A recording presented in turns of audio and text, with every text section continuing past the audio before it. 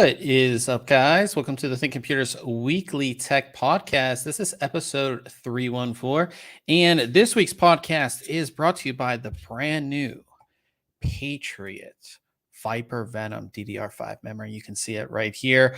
Their first DDR5 entry into the their first entry into the DDR5 realm. If you go to thinkcomputers.org/Viper Venom, you can pick up a kit. They have RGB and non-RGB versions. We'll talk about that a little bit later because we did review the kit that I have here this past week. But with me, after 2 weeks off, we had 2 weeks off, is my co-host Ryan. What's going on? Not much. What's up? You said we had 2 weeks off, and like the last couple weeks have been off for me anyway. So I was like, I thought we recorded last week, and then I was like, no, but we did play. So yeah. I'm a little off, but it's good to be back. Yeah, you went on a little vacation. Where did you go? We went down to Branson in the Table Rock Lake area. Just kind of hung out there. Went to an amusement park. Went down under a cave, and yeah. I didn't see any cave pictures. What's this cave that you went to? I didn't take I think I took 5 pictures total when I was out there. That's good. I mean, that's good. That means you're enjoying. I brought all my stuff, right? And that's kind of how I was. I was like, I'm just gonna enjoy it. Whatever. Other people have taken pictures of the same cave, probably better pictures than I'll take. So I'll just not take any. Well, that's fun. I'm glad you had a good time. And then the following week, I went to Arizona. I went to Sedona. I went all over the place doing all these crazy things. I took a ton of pictures. You put up a ton of pictures, yeah. Yeah. If you guys use your drone out there? No, it's crazy. I didn't use it at all because, like, one, a lot of the places where I went, it was super windy. And I didn't want to lose the drone in like a place that I couldn't go back and get it. And then obviously, like Grand Canyon, you can't use it there. All national parks, you can't use drones. So I brought it with full intentions of using it, and I didn't end up using it. And a lot of times, like, we were doing these hikes where like we had to get to like the top at a certain time for like sunset, and we were like, it was I didn't use it at all, surprisingly. I really wanted to certain points, but I was like, if I use it right now, it could just go flying somewhere, and then I'm just gonna. I didn't want to lose it. So, but yeah, I had a great trip. Like I said, saw the Grand Canyon for the first time. Have you been to the Grand Canyon? Only flown over it. I think I've been there maybe like as a 6-month-old. So. Oh yeah, no, it was really crazy. Just how big.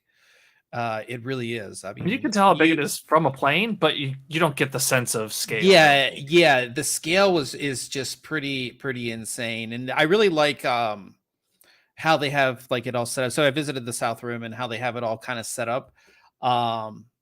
It's just really nice, and it was a really great time. So, but we are back to talking tech. As I always say during our podcast, if you do want to follow along, we do have a full show notes page that's linked in the description of this video, or the podcast, that has everything that we're going to be talking about this week. So if you want more information on something that we're talking about, or if you just want to follow along with us, it's all listed right here on our show notes page. And we will start with the DDR5 memory from Patriot, again, their Viper Venom. And we took a look at their DDR5-6200 kit running at 6200 megahertz with timings of 40, 40, 40, 76 at 1.35 volts. As I said, like, I'll bring myself up big so you guys can kind of see this. This is the memory right here. Pretty basic looking memory. Honestly, while the heat spreader and everything is like, it looks all right. I would say Patriot has put out better looking memory. It just has the Viper logo and everything like that. It's nothing great. And then you have the Viper up top with the where the RGB goes. I would say that I don't know. How do you feel about it, Ryan? I just like, it doesn't catch my eye, I would say. No, like if I'm looking at a lineup of memory and like aesthetics are one of my main things, I'm probably not going to pick it out. But I don't know. It's probably fine. Yeah, I mean, it looks. Nothing I hate about it. It's just, I don't know, generic RGB memory, right? Yeah. I mean, it's a little Kinda? different, like two-tone color with the Viper on the one Yeah, side, and but it's compared to what's some of the other stuff we've seen, it's definitely not the best looking memory, sure. in my opinion. But again, for a lot of people, you're not really looking at the side of the memory. You're mainly looking at the RGB at the top. Um, which has the Viper logo in red this time with your normal RGB diffuser and all that kind of stuff. We'll show you some pictures of what it looks like all lit up and everything.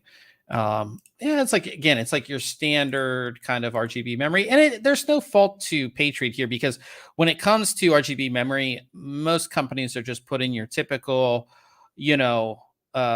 diffuser at the top with their logo in the center. It doesn't, and again, this is their first entry. We could see more different versions, or different styles come out later.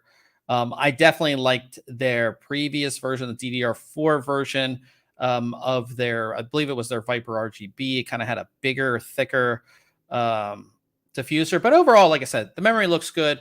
It's super fast, 6200 megahertz, which is really, really fast. Um, you know, we tested it, and it basically, I mean, it's the fastest DDR5 kit that we've ever tested. It's just incredibly fast. And I believe so they're coming out with normal versions, non-RGB, and then RGB versions. I believe the RGB versions go 5600 megahertz, 6000 megahertz, and 6200 megahertz, all 32 gigabyte kits. So that's kind of the options you have for the RGB versions.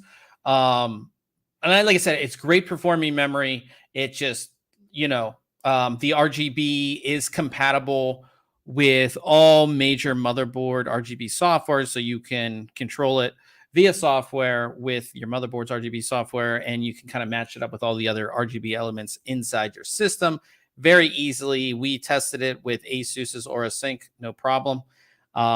They did say that they were going to have their own app, but it was not available at the time we did the review. So maybe they'll be coming up with the app a little bit later for RGB. But again, most people are running motherboards that support, this. And you're going to have to be, actually, because it's DDR5. Now that I think about it, you're not going to be running a Z690 motherboard that doesn't have RGB support. So I thought it was a really great kit. Again, the heat spreader, that's just me, and again, you're not really going to be looking at the side, but it's just a little, I don't know, a little left to be desired by me. But overall, I think it's a really good kit. Again, super fast. For those looking, you have 3 different options as far as speeds go and all of that. So definitely check it out. $379.99 for the 32 gigabyte kit. So DDR5 is coming down in price as well, which is a really good thing to see. And talking about things coming down in price and being available, I don't know if you've noticed, but like there's actually graphics cards available on like Amazon. Like on Amazon, there's graphics, and they don't feel available. like you're just getting torn up on the price either. I mean, they're still higher than MSRP, but they feel a little better. But they're like actual car, like sometimes like over the past year we've seen like some like random, like I don't know, like AMD super low end, like RX 580s or something, like available. But the actual current gen cards. So we've seen like all of the RTX 30 series be available on Amazon now. It's pretty nice to see that. I think we're coming back, and that's where, like I said, DDR5 prices are going down a little bit as well, and that's really good to see, I think. So if you are looking for DDR5, the prices are coming down, and there's a lot more availability. You see this kit coming out. We're taking a look at a kit next week, which we'll tell you about towards the end of the podcast. So definitely, it's getting better for if you're looking to build a new PC. Talking about that, if you are looking for an air cooler, we took a look at one from Be Quiet. We took a look at their Shadow Rock Slim 2.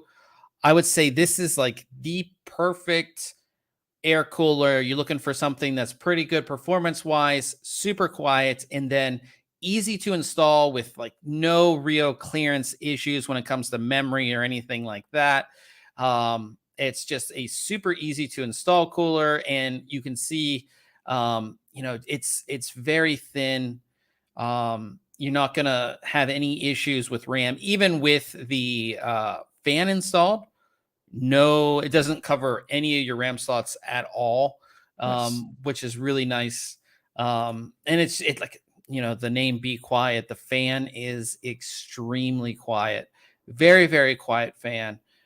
For copper heat pipes, they do make direct contact with your CPU, so you have that direct touch bottom here, so you can see your heat pipes will make direct contact.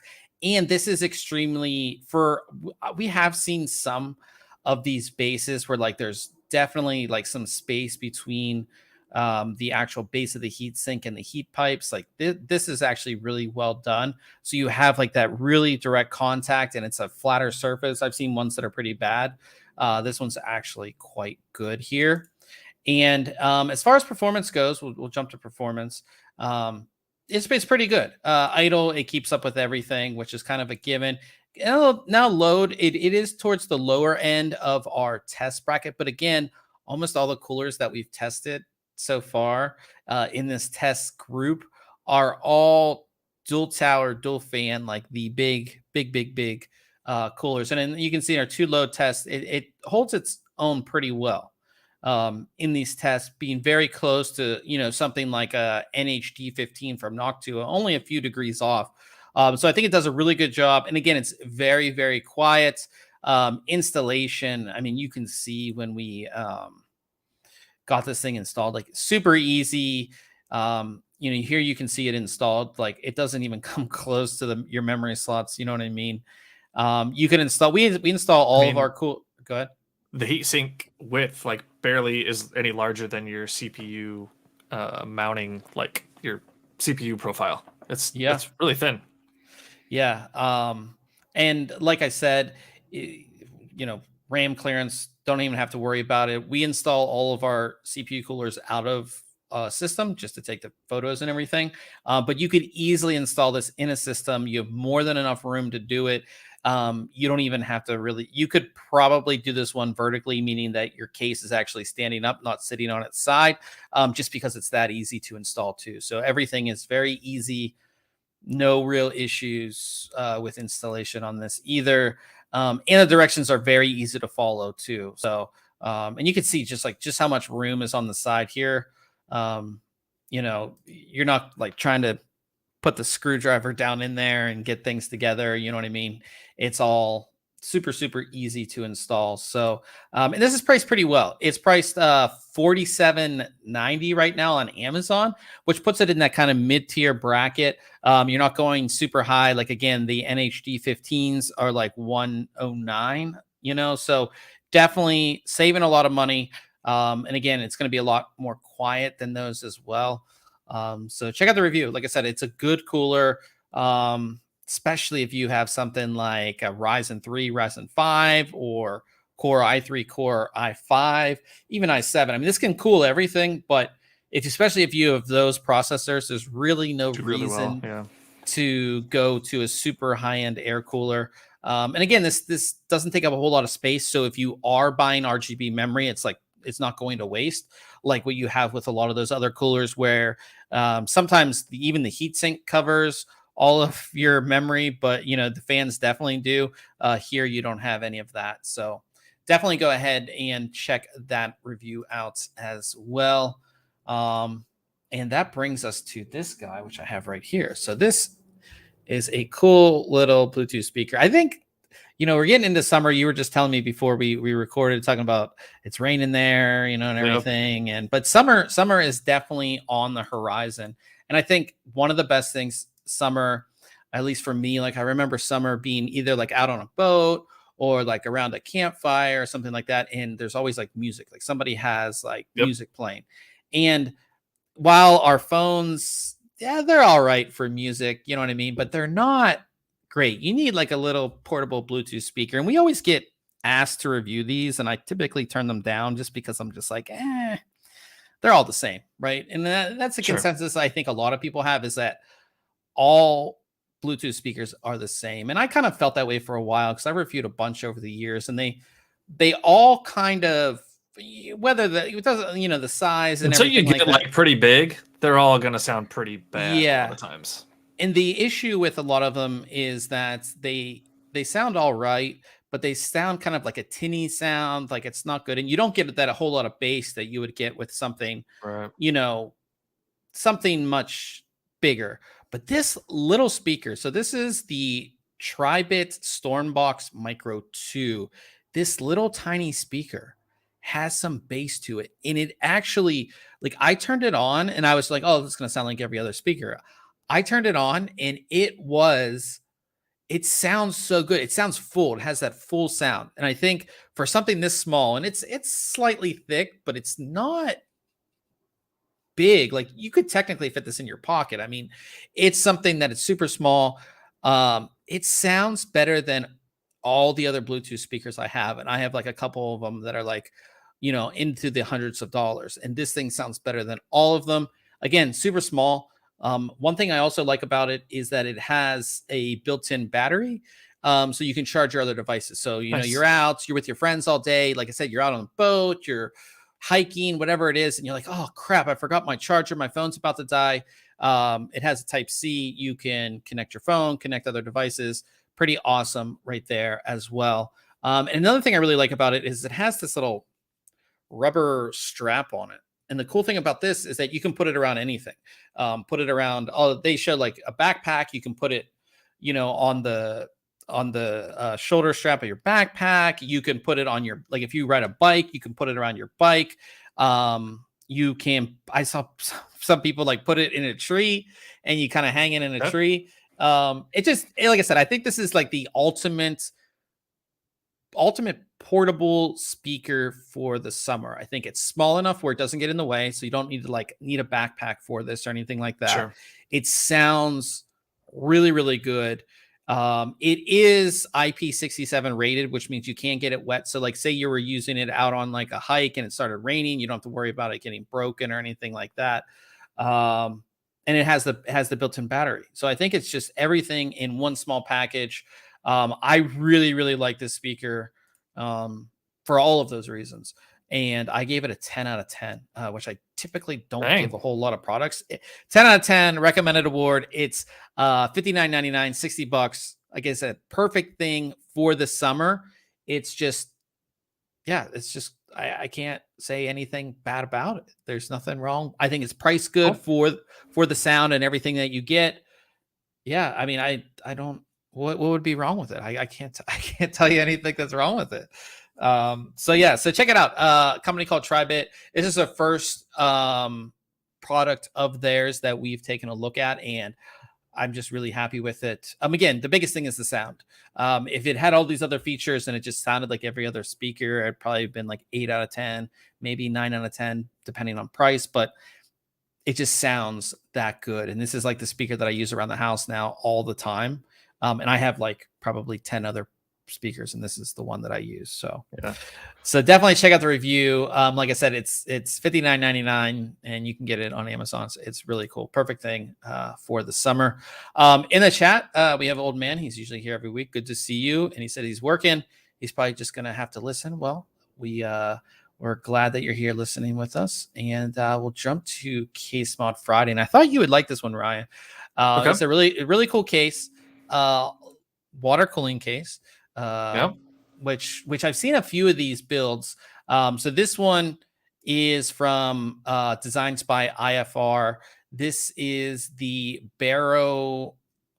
I think it's just Barrow, and then they added CH on the end. Yeah, I saw that because they're from China. But it's their Star One case, which is this really cool kind of like circular water cooling built-in case, sort of like a mix of a test bench and sort of like a display case. And just, I like the colors. I like the water cooling. I like the choice of the colors of the fittings, which kind of match the cabling on it. It's just a great build. What do you think about this one? It's not bad. Yeah. I'm usually not a big fan of the huge plexi base plate. I don't know what you want to call it. the huge distro plates that the motherboard and the rest of the components attach to builds. Okay. But it looks fine. I mean, it's not ugly. It's cool. I think this. I think I would really like this. Like if it was sitting I wish here, the gold, like they've got gold fittings. I wish the gold or the yellow from the power cables matched it a little better. Yeah, I think you're not. I think the whole reason you're not going to get that match completely. I guess if they were a little bit darker, if they were right? metallic or something, right? If they had some metallic properties to them. Yeah, that would be a little bit better. But EK water cooling. Yeah, I like it. I like that blue. We haven't seen that many builds with like this blue in it. That's not like a kind of. I do like the ones with the frosted tubing, but I like I said, I like this. I like the way the light kind of hits the fittings and kind of makes them stand out a little bit more. Let's find a picture of the back. There's a picture of the back here. Well, there's part of the back with the radiators on the back. But yeah, it's just a nice build. And he built this for a streamer actually. Okay. And we have a video of it in the article if you want to check it out. But really cool stuff. Here's another one on the back over there. You can see the radiators and all that. It's just really cool build. Like I said, I just like how everything kind of goes together and it works really well. Obviously, it's kind of hard to go wrong with this. I guess you would call this a case. It's really hard to go wrong with it. I think if you mess this up, then I don't know. But it's going to look good. Pretty over the top. Yeah. It's just an awesome looking case. So definitely check it out. As I always say, we have our full section of Case Mod Friday builds. So if you want to see what you can kind of do with the computer or, get some inspiration, if you're planning a next build, definitely go ahead and check all of that out. And that brings us to news. And, we've had 2 weeks off. There's been some stuff going on, some interesting things. So we'll start with graphics cards. And next week, AMD is doing their Radeon RX 6000 refresh. And we've talked about this, or at least we covered it on the site for a little bit. And new design as far as the cards are looking, which I'm a fan of. And we're getting bumps in performance, obviously, because it's a refresh. So we're going to be getting the RX 6950 XT, the RX 6750 XT, and the RX 6650 XT. The final specs were confirmed, and we'll go through those. And here's what the cards do look like. If anybody is wondering, this is they're calling this the Midnight Black. And then you have the 6650, the 6750, and the 6950.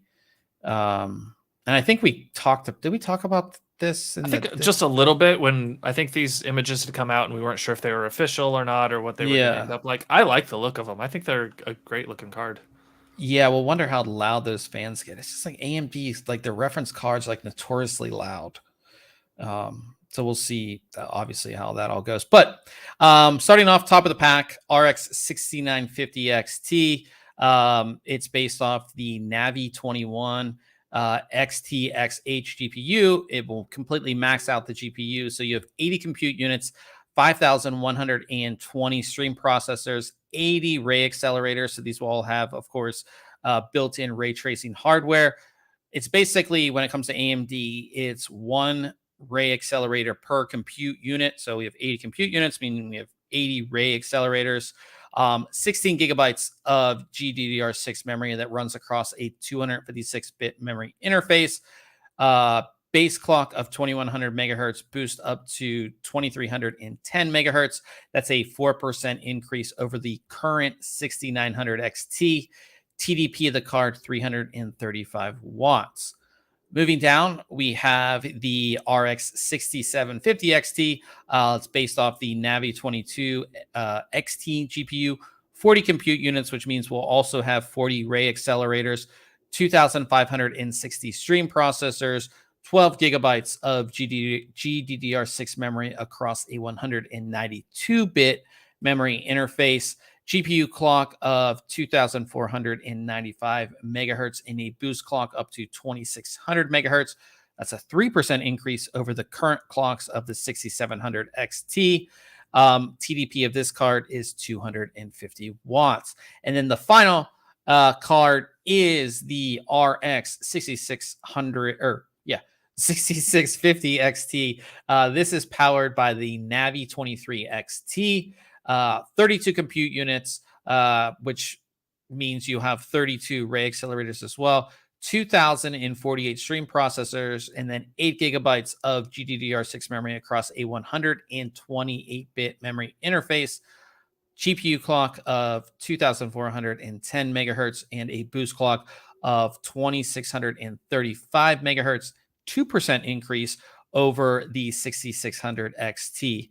TDP of 180 watts. These will be available May 10th. At least that's when the reviews should drop, would be May 10th. And then availability should be May 12th from all the rumors that we've heard. Expected pricing on these, the 6950 XT will be probably around $1,000. The 6750 XT will be $499. The 6650 XT will be $399. Those are all rumored prices. That's not official. All of this is not official, but it's basically official from the sources that this has all been gathered from. So I honestly like these refreshes. They make sense. We saw this with the processors from AMD as well. It makes sense for the time being to hold off to the next thing. What are your thoughts on No, I agree. I think it's great timing, having the refreshed CPUs and GPUs out. We just got the 5800X 3D, right? Just recently. So the CPU side. CPU side. You pair that up with one of these refresh cards next week, you got a pretty nice system, and hopefully availability, right? Yeah, hopefully the biggest thing is availability, and hopefully we would see prices of the older cards kind of go down slightly with these newer cards coming in, even though they kind of fit in the middle of the next thing. They're not, hopefully we see a little bit drop in price of the older cards as well, which would be, nice for the consumer. Talking about these cards, they were tested. And these were tested by the guys over at WCCF Tech. And we have some interesting results.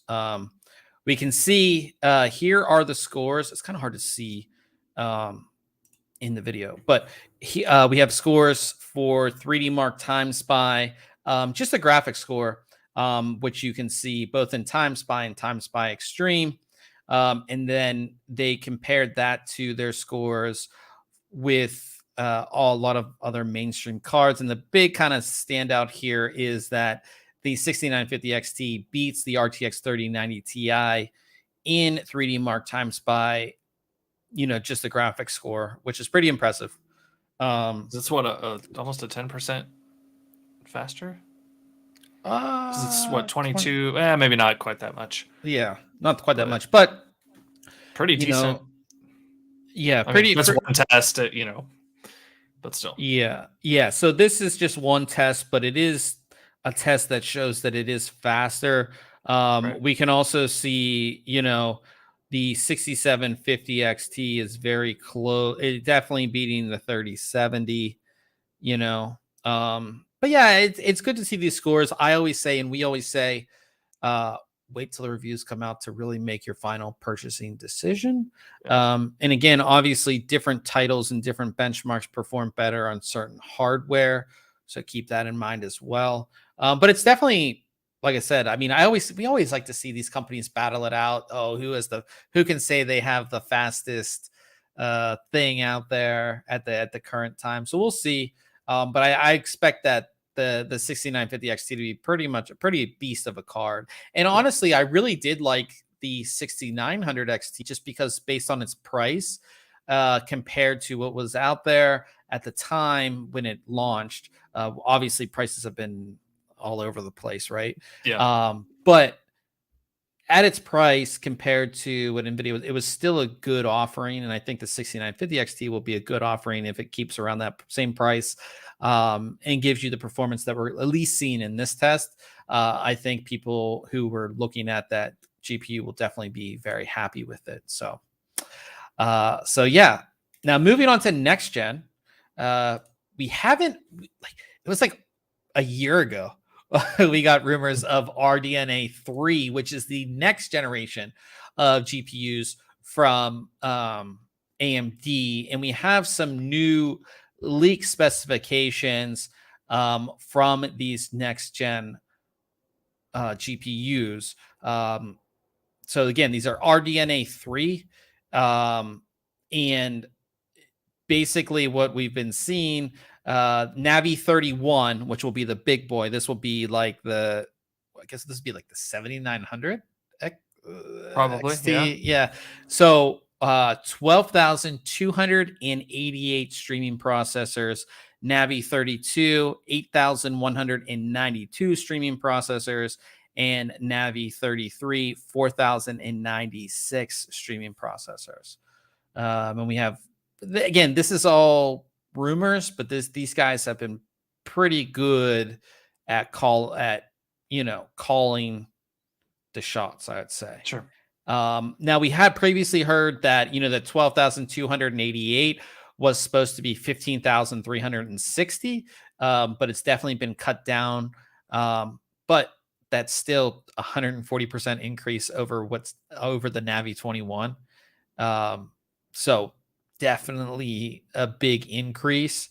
So yeah, I mean, I love to see these leaks, but at the same time, these rumors, but it's all about what kind of comes out. And I think you're going to see a lot of different constraints on the GPU industry going through this year, just because availability and what they can kind of put out. But I'm definitely excited to see what we can do here. Do you have any big things you might be looking forward to as far as GPUs go? I mean, I'm gonna wait till they're out, right? Both next gens before I make any moves. I feel like I just built this system, right? And it's been like 2 years, right? Yeah, I think so. Yeah, 2 years plus 2.5 probably. So yeah, by the time hardware is out and available, it's gonna be around 3 years, right? So, or more. So maybe it'll be time. We'll see. It is kind of nice. But I'm not, it is. Yeah, I don't know what I'm looking for sure. It is nice that we can have systems for like a decent amount of time. 2, 3, 4 years where it doesn't feel like it's super outdated, right? Yeah. And I don't feel like the only thing that I really feel like is lacking behind, and I feel horrible saying this, is my GPU, right? Because I felt like at the time I was getting a pretty decent card, a 2070 Super. It's not like trash bin. Yeah, Nvidia has been pretty good at that next, just like we'll see the Ryzen, or not the Ryzen, the RTX 40 series come out hopefully by the end of this year. I mean, they've been pretty good at kind of pushing the envelope as far as, that next gen is just crushing the previous gen, which is good for obviously for consumers and stuff. But yeah, I mean, I still think you have a good system. Oh, I do too. Like CPU wise, like that. Sure, we're on. I have a 3800X. I don't ever feel like CPU is ever a bottleneck for me by any means. So. Yeah. So interesting stuff. We'll obviously keep you guys updated on next gen GPU stuff, because as we get through this year, and again, it's already May. And I forgot to say at the beginning of the podcast, happy May the 4th to all the Star Wars people out there. Yeah, it's Star Wars Day. I forgot about that. So. But yeah, we're already into May, and as we get into summer, and then we start to get more leaks, and then holiday time is typically when we see a launch. Sometimes things are held off to CES, which is in January, so it gets exciting as we get, as the year kind of goes on. So talking about things that might not be as exciting, Intel CEO said that the chip shortage will continue into 2024. This is kind of expected, not only with just supply chain issues, but also with all of these new fabs that are being built that won't be up and running, and the demand, right? So there's only a handful of companies that are actually make chips, right? In the foundries that are available, and these new foundries that are being spun up, they take like 2 to 3 years to actually become active. and be able to take orders or build processors. So he said, yeah, the chip shortage could last up until 2024. That's very much expected. I think it's not going to be like what we saw this past year, just because we're at least we would hope we're sort of out of the whole COVID and pandemic thing, right? Where people are actually working and we don't have these crazy supply chain issues. So it's going to be like any new product, like any new CPU that's going to come out, there's going to be a limited availability at launch, and then you'll see them kind of be pushed out a little bit. I don't think, at least in my mind, I don't see us having like, say the next launch, there's only going to be like a very, very limited amount. There'll be a good amount at launch and then things will come out. I don't think you're going to have a hard time finding processors, at least on like the desktop side. I don't think you're going to have a hard time finding processors that you're looking for. Sure. Like right now you can go on Amazon and pick up pretty much you can get whatever you want, I think, processor that you want. So it's not going to be like before. I think the bigger constraints are going to be more on mobile and things that are in a lot higher demand. But it's definitely something to watch, something that will obviously keep you guys updated on. And this could obviously cause things to be pushed back a little bit. We've already seen that with Intel and the GPU side of things. So yeah. Also, this is pretty interesting. Dell announced a new, what would you call this? Just a new, how they do memory inside their laptops. Yeah. So yeah, I was gonna say form factor, but that's not the right word. I guess it is. Kind of, yeah. Yeah, so at the top here, if you guys are watching in the video, and I'm sure a lot of you are familiar with this, in laptops, you have SODIMMs, which are little, basically miniature versions of a normal memory module. And these clip in, and that allows you to change your memory, especially if you're, this is for Dell. This is actually for their precision laptops. And it's, if you have removable memory, it makes the laptop thicker, and everything like that. So they came out with this new stuff called CAMM, CAMM memory, and you can kind of see what it's kind of set up like, and it's just thinner. They say it's 57% thinner than a typical SODIMM setup, and it's for DDR5. And you can see what like an actual chip looks like here, which basically just looks like a PCB with just memory ICs all over it. And I guess this side's the connection at the top. I think it is, but it's on the bot. I think this is the top of the module. The bottom, yeah, I think, has your connection. Like this, make connectivity to the motherboard. Yeah, it's unclear if this is going to be user replaceable. I mean, it looks like it has the potential to be, because like 1, 2, 3, 4, 5, 6 screws that you would take out. Now, yeah. Interesting. I don't see why not. Yeah, but the whole idea of this is to make the laptop thinner. I know you have a very big laptop, and I've used some very big laptops. And the thinner you go, even if you have a big laptop, just making it thinner, it just makes life easier. Yeah. So yeah, we'll see. We'll see how this is going to be used. If we'll see like aftermarket companies come out with these CAMM modules that you can buy to upgrade, if that's a possibility. But I do like to see it. I think as somebody who's had a big laptop in the past, making it thin and lighter is always good.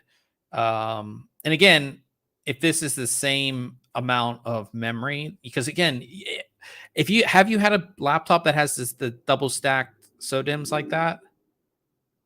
Double stacked? Yeah, the double stacked ones. Yeah, I mean that's decently thick. So to replace that, yeah, I've had the double stack like where they're directly on top of each other. I've had some where they're kind of staggered, right, and then some where they're right next to each other to design. But yeah, it can get thick really quick.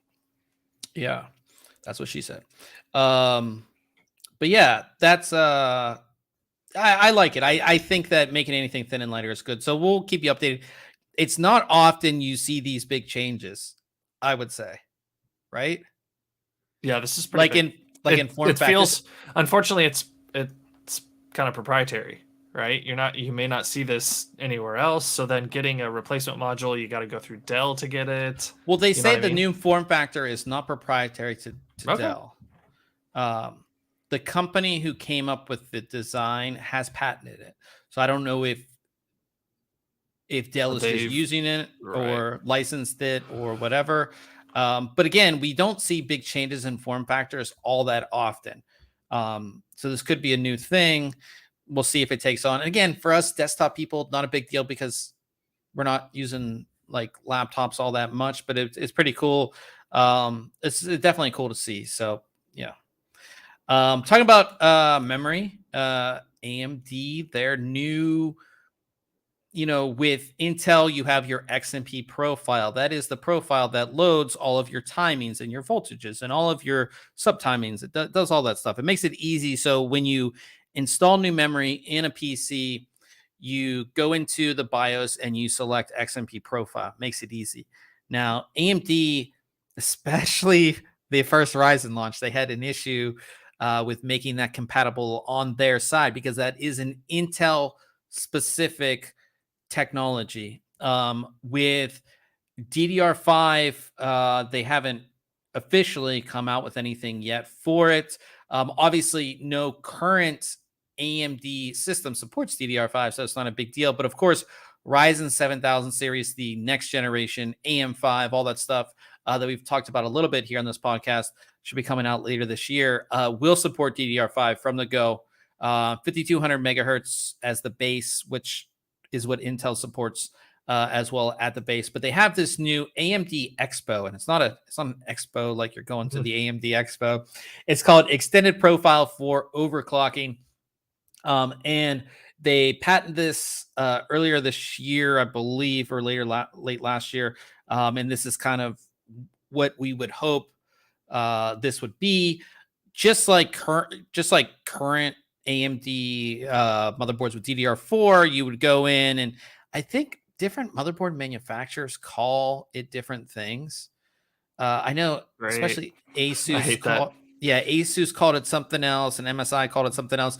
Hopefully, with this, we have a unified thing where it's like AMD Expo, and then you select whatever the profile or however it works. You know what I mean? But this is a new thing. Hopefully, that we would see come out with that. Again, they had a very big issue with this on the initial Ryzen launch. So hopefully we don't. And it took a while for motherboard manufacturers to catch up. Like when we were reviewing the initial Ryzen processors, we had to manually set all of our memory. So hopefully they have this figured out by the time Ryzen 7000 series launches, which should be later this year. So yeah, we'll keep you updated on that, but definitely some interesting stuff on the memory front. Razer put out a awesome looking laptop, and they've had this laptop for a while, but the big thing is that it is the world's first 240 hertz OLED display in a gaming notebook. And I believe Razer does have a 300 hertz one, but it's not an OLED. So this is an OLED. Right. So if you've ever seen an OLED in person, they look so good. It's absolutely beautiful. And imagine a 240 hertz OLED in a laptop in the Razer Blade 15, which this is. Yeah. Oh man, I mean, this is a picture they show. That's what, got a 3070 Ti, right? Yeah. It's available starting in Q4. Prices start at $34.99. 32 gigabytes DDR5, 1 terabyte SSD. What else does it say? That doesn't. 12900H. Where are you seeing that? Up top, first paragraph. Oh yeah. 3070 Ti. I mean, it's gonna be an awesome system. Yeah, this is like basically a workstation, not a full. I need a new laptop for work. Maybe I can swing one of these. Right? Yeah, swindle a. I need the 240 hertz OLED version. It has this thing, and Razer Blade 15 is a really great looking laptop. Very thin for what's inside. Razer has always done a good job. That's why it's called the Blade, because thin. And to have the OLED display on this, it's just going to look amazing. So definitely something cool and something to look forward to for the end of this year is this Razer Blade laptop. And talking about Razer, they announced that they're going to go private. They not completely private, I would say. So Razer, if you don't know, they're listed on the Hong Kong Stock Exchange. You can't buy them on, like the US Stock Exchange. But they actually voted in a recent shareholders meeting to delist from the Hong Kong Stock Exchange. And the deal values the company at $3.17 billion. And that the company plans to go private for a short period of time and then relist in the US for even higher evaluation than what it's currently at. I don't know if this has anything to do with China and how they kind of took over Hong Kong in 2019. Not sure. But obviously it's an interesting development in the future of Razer, obviously. Yeah, pretty interesting. Do you think they'll get a higher evaluation in the US? Higher than they are now? I don't know. They have revenue of 1.62 billion in 2021, which is up 33% from the previous year. That's a big 33% big jump. Yeah, that's pretty big. I mean, I think people are excited to buy into these tech companies. We saw Corsair, go public. What has it been, a year that they've been public? And it was kind of popular when it came out. So I don't know. We'll see. Yeah, I think, and Razer has like their product line is just, they have so much stuff. And the Razer stores that have been opening and all that kind of stuff. So yeah, some interesting stuff there. Talking about, it is Star Wars Day, so I wanted to put this story out there. Seagate has introduced new external hard drives.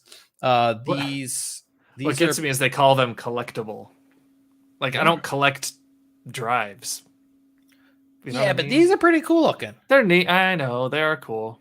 So you have the Boba Fett, you have the Mandalorian, and you have the Grogu, which I think will be the popular one. And these are special edition of their FireCuda external hard drives. These are USB 3.0, as I like to say, but as people now say, USB 3.2 Gen 1. The portable hard drives, you can use them on PC, you can use them on Xbox. They're not SSDs, but I do think they look cool. And if you're a Star Wars fan, you can. So they got some lighting on them. Yeah, a little bit of RGB lighting on the end here that kind of matches the. I believe, I'm not positive, but I believe you can. This is just RGB, like an RGB strip, and you can change the color. But I could be wrong. Yeah. But in any case, they're $109.99 for a 2 terabyte. Happy Star Wars Day. That's our Star Wars news for today. But I do think they look cool. I really like, they kind of went with this like artistic look on the. Who was it? Didn't somebody do a Beskar they did block drive? It was Seagate? Yeah, I think Seagate has a licensing deal with Lucas Arts, or they even say it in this. Lucas, is it Lucas Arts? Is okay, that so yeah, it was Seagate that had the Beskar drives. Yeah. But yeah, they have, or Lucasfilm. Yeah, Lucasfilm. They have, I believe they have some licensing deal with them that they can put these out because they did the Beskar portable drives as well. So yeah, but I like the art. I like that it's not like a picture or it's like a paint. I kind of like it. Yeah. So yeah, so if you're a Star Wars fan, you can go ahead and pick one of those up. And then talking about stuff that's kind of based on a movie. Angry Mal, which has really cool, their cyberboard mechanical keyboard. It's super high end, but it's a really cool looking keyboard. They came out with like, you gotta call it's like a Matrix themed one. It's their cyberboard terminal. I mean, this thing looks pretty awesome. It has this sort of like I guess you call this like a LED display up top here that's Kind at an of, yeah. angle. Yeah. And all of their cyberboards have the same design. I think the big thing with this one is that it uses the translucent gasket mounts. It's kind of like, I mean, look how cool. Like these are translucent keys, and you can get it with ones that have the legends on them, and then I one saw with that. doesn't. So here's like half and Yeah. half. So here's like with I think the legends look amazing on this, by the way. I don't know if I'm a Um, fan of the yellowish green. I think a gray would look good. I like the But yellow. if It's I just was like, better at typing, I'd love just the plain clear ones. yeah, it just looks, and some of these pictures are pretty awesome. I mean, here's like what it would look like sitting on your desk. I mean, pretty awesome. It's Fully pretty. mechanical, very high quality, high end build. I believe the thing starts at $600, or no, base kit 600, which is not engraved. The bundle 810. I mean, it's expensive. Yeah, jeez. Expensive. But I mean, keyboard people are really. I think this is a great looking keyboard. You don't like these legends in that like that. See, right there in that picture, they look more of a green color, and I do like them there. It's that other picture that makes them look more yellow. I think it's because they're And not maybe it's the lighting backlit. that does Let me it. go to the. Let me see if they have it on their website. Here. Can I learn more? That's a video. I don't know if I want to watch that. So that's what this picture right here is without the legends. Right, That looks right. cool. It does look good. So and the entire like, so this is like the translucent The body or the it uses this. Yeah, it's cool looking. And then you can see the breakdown of what kind of all goes inside of it and all that. I don't know. $810. It comes in this really cool. It better. Yeah, for that much money. Yeah. Very cool stuff. Here's some of those pictures. What? I mean, if I had unlimited funds. But I don't know. I mean, but you can see the profile here. And they show it there with different colors on the display. Yeah, so the display, I believe, it's not just green. Yeah, you can customize whatever you want. It's just yeah, it's all the pictures of it. Let me have more. Yeah, but yeah, I think it's super cool.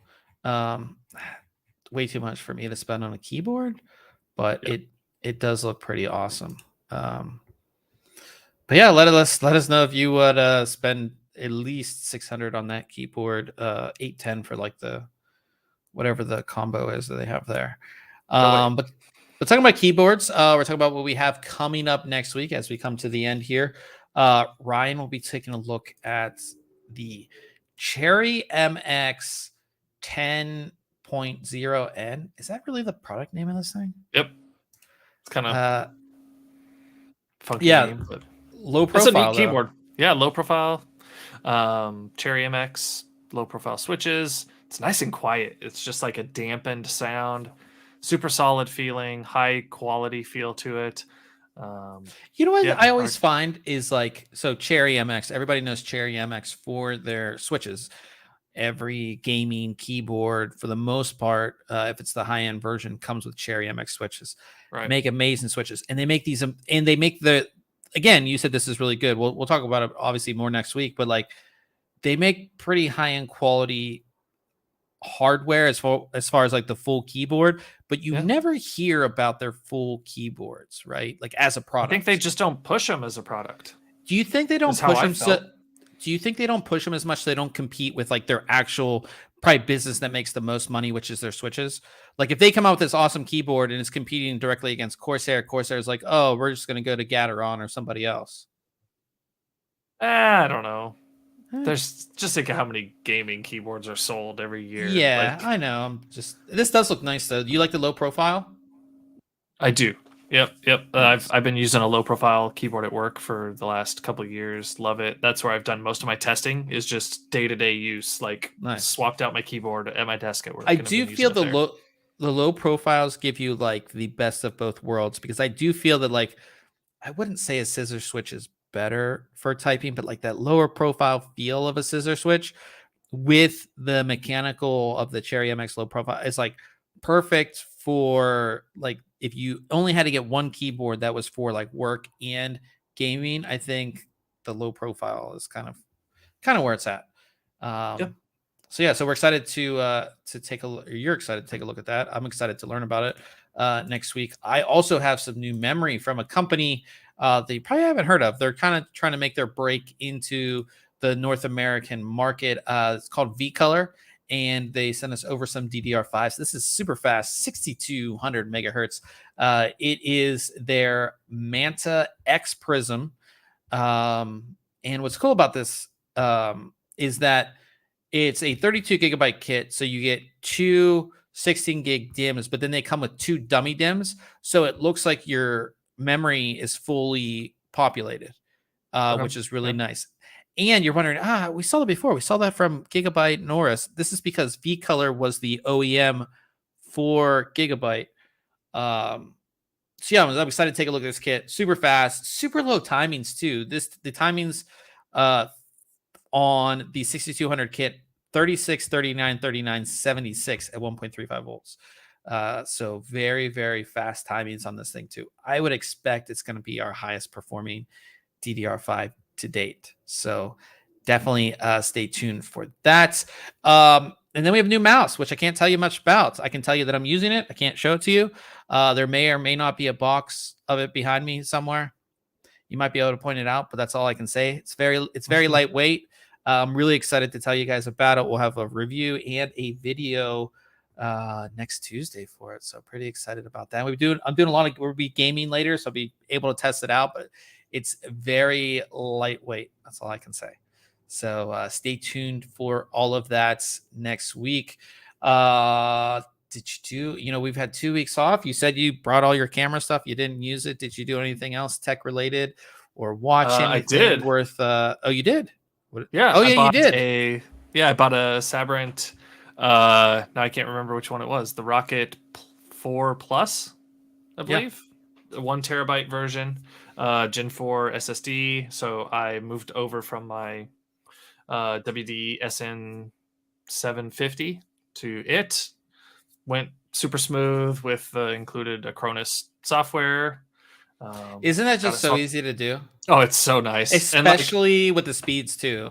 And I was surprised because it didn't require like a restart. Sometimes I've used other software where you're like, okay, here's my source, here's my destination. And it's like, okay, we're going to shut down Windows, we're going to reboot, and we're going to launch into our own mini OS, right? Yeah. And run the process and then restart again. This did it all while Windows was running. And was like, all right, just power it off, take the old drive out, and leave the new one in. And so I had done it with an external enclosure, but swapped it out, booted right up, no issues. Super fast too, awesome. right? Yeah, I've honestly haven't messed with it. I ran a couple benchmarks and I was like, okay, yep, it's fast. And I haven't really messed with it too much. Gen 4, is I'm still super excited, even though Gen 4 incredibly fast, but PCI Express 5's double that speed. Yeah, we'll see that towards the end of the year. I'm really excited for some of that stuff as we get into that. I think that's that's exciting. You didn't, like I said, you didn't take any. I brought my camera and like tripod and drone and action cam, everything with me on my trip. Didn't pull any of it out. Dang. So didn't do any of that. No. Old man in the chat said he bought a how do you say that? Eufy security camera. Isn't that owned by Amazon? No. I've seen a lot. I've seen a lot of ads, like especially in Instagram for that company. I don't think they are. I've heard good stuff. I've heard good stuff about them. You and I are kind of like in the Wise ecosystem, so I really don't go out of that when it comes to like home stuff. But yeah, that's cool. I obviously went on that trip. Didn't fly my drone, but I did use the new GoPro Hero 10, and I talked about it before. Like out of camera, Just looks great. It's. I mean, with any action camera, you have to use it in like during the day in sunlight. It's going to look the best in that setting, and it was nice. And we were out there on like side by sides, like flying around the deserts. Just holding it with like a selfie stick. But I mean, the stabilization just looks great. Yeah, it's very impressive, and it's expensive. I think the Hero 10 is like $500. So I mean, it's expensive, but if you're looking for and like the audio quality is so good for for a little camera. I mean, it's very, very good. I know I have like the first GoPro Hero that did like 720, and that thing sounds so tinny and horrible. Like there's no point in using any of the audio from it. It's terrible. And I took it in the water and everything. I mean, it was like no issues. And again, you don't need like a cage or anything on it. I mean, just like the Osmo Action that we both have, you don't need a cage on that either for the water. But it's just very, very impressive. It's just all the action cameras, they're just not good in low light. Like it would be a great like all around camera for anything, but the low light on it is pretty horrible. So that's the only thing you kind of have to, but again, it's an action camera, so you should be using it outside, like in, in the sunlight. But yeah, that's pretty much all I did. We talked about Halo, the TV show. I haven't been keeping up with that. I need to watch the next few episodes of that. Yep. Moon Knight. Have you watched any Moon Knight? I don't even know what that is. Never mind. Last episodes came out today. It's a Marvel show on Disney Plus. No, for I haven't Moon watched Knight. that. I have not watched that. Well, everybody, you guys can check that it out. I also totally non tech related, but NHL playoffs have started. Watching all the games. So if you're into hockey, I got my Penguins Cup here. Penguins won last night. So all right. So yeah, so NHL playoffs. If you want to see some good games, and it's been awesome so far. So, but yeah, that is it, guys. We are going to switch over to Twitch if you want to keep on hanging out with us. Usually Wednesday nights is our gaming night. Of course, I have to test this new mouse that I was telling you guys about.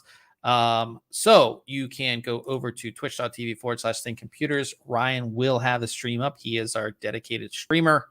He does all the streaming things. So head on over there. We appreciate everybody coming out. Of course, Old Man in the chat as well.